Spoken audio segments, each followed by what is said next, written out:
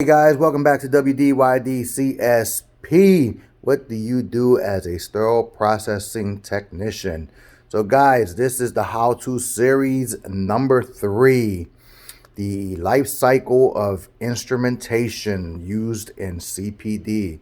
So we went over storage and transport to point of use, and now we are at point of use.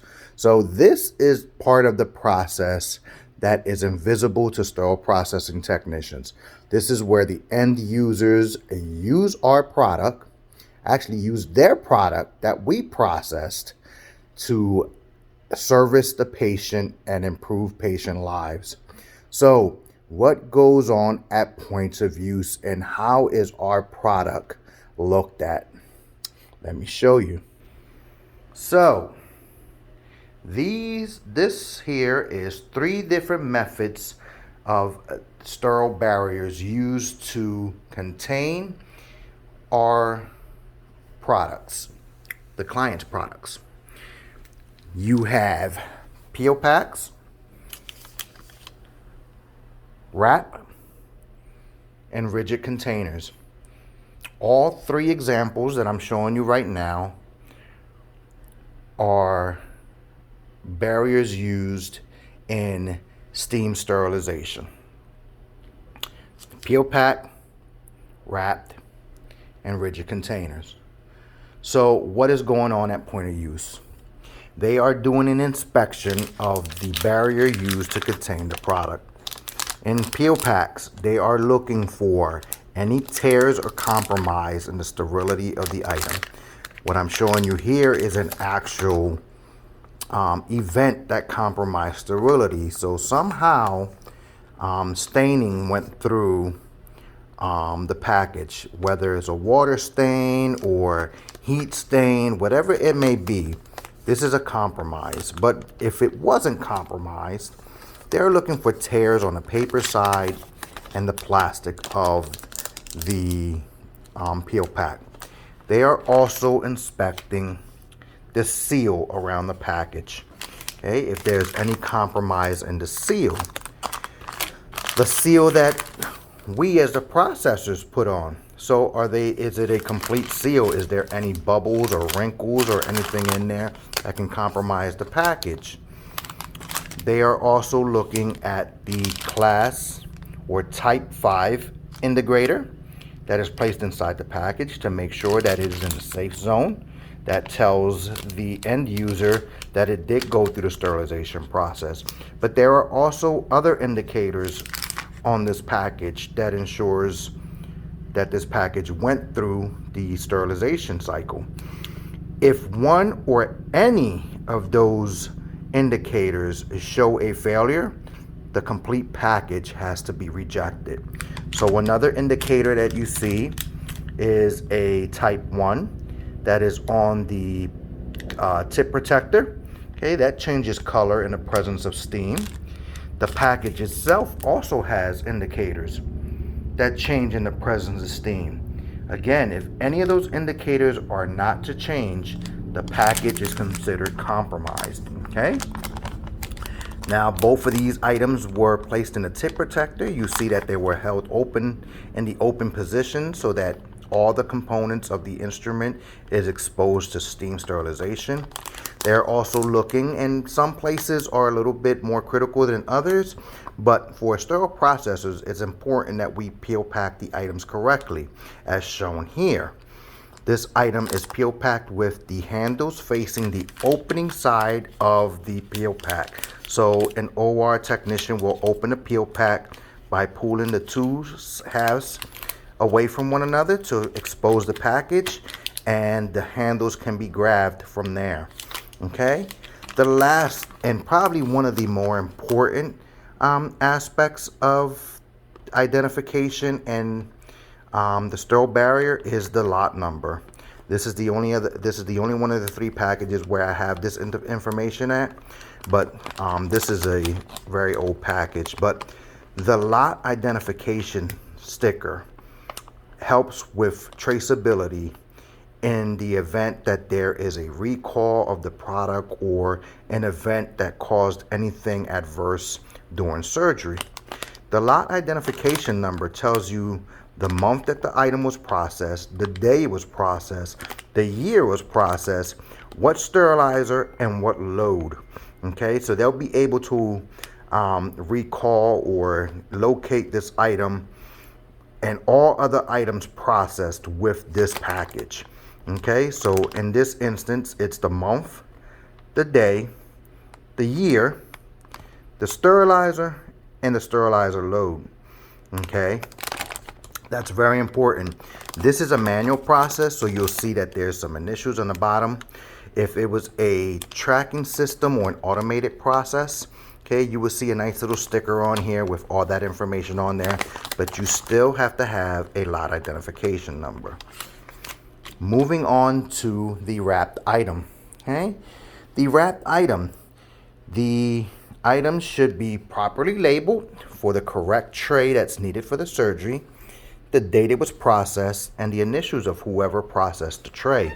Okay, again, this is a manual process. If you have an automated process, there'll be a nice little sticker with all that information on there, as well as the parameters of what that tray went under to be processed.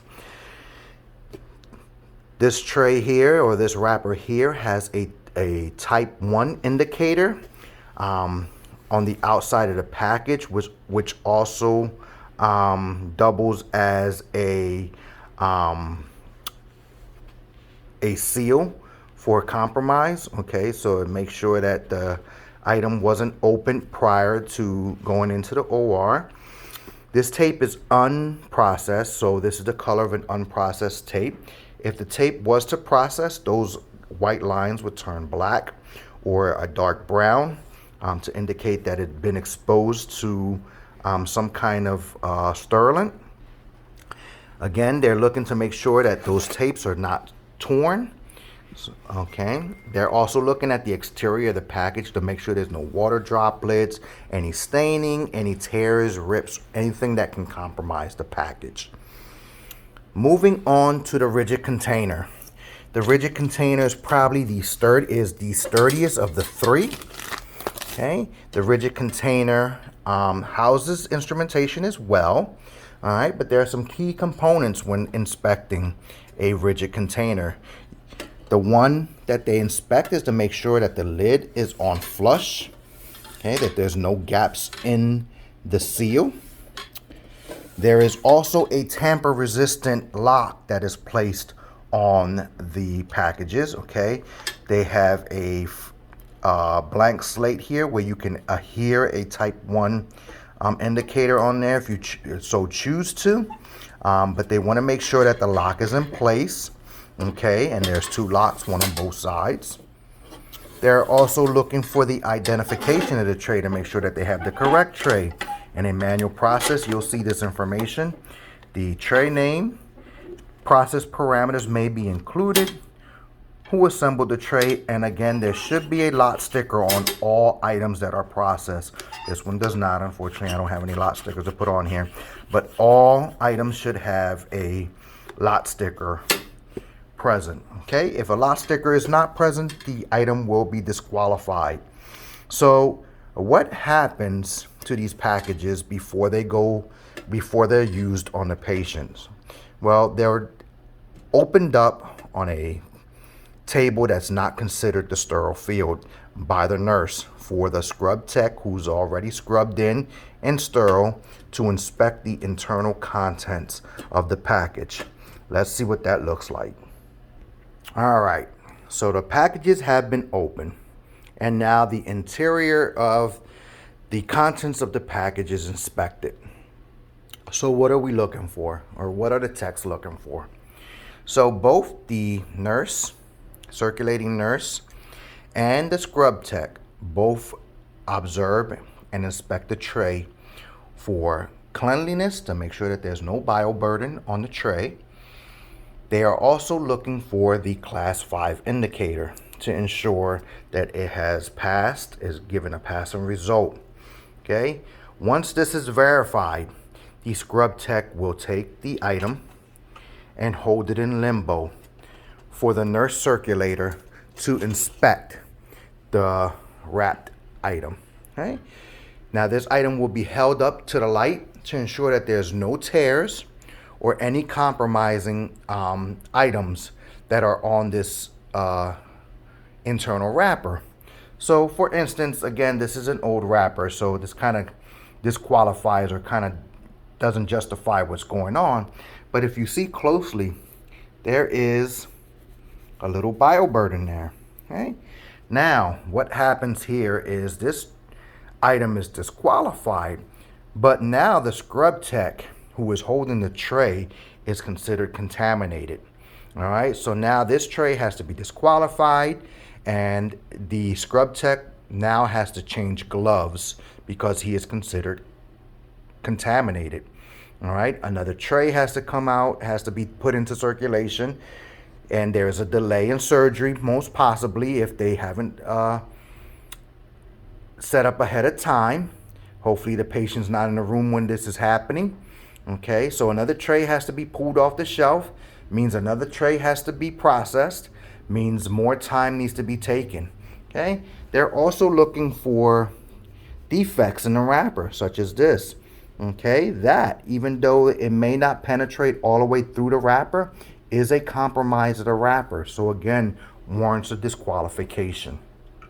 Okay, what's happening with the rigid container? What's going on inside there? Okay, again, both the scrub tech and the nurse. Okay, let's assume this is a whole different surgery, a whole different nurse, whole different scrub tech. They're inspecting the internal components of the tray. Okay, so the initial look, the initial visualization is cleanliness. There's no bioburden. If you're using a absorbent liner, they're making sure that it is not moist. There is no water, anything in there. They are looking for the type 5 indicators. If you have 2 of them, it should be visual. Okay, of course, they're not going to move it with their hands, but they're going to look to see if they can see that it gives you a passing result. Again, the scrub tech will take, before that, sorry, let me back up. They're looking for the filter. Okay, the scrub tech will take, the nurse will take the filter off. She'll hold it up in the air to make sure that there's no holes in the filter aside from the one that's in the center.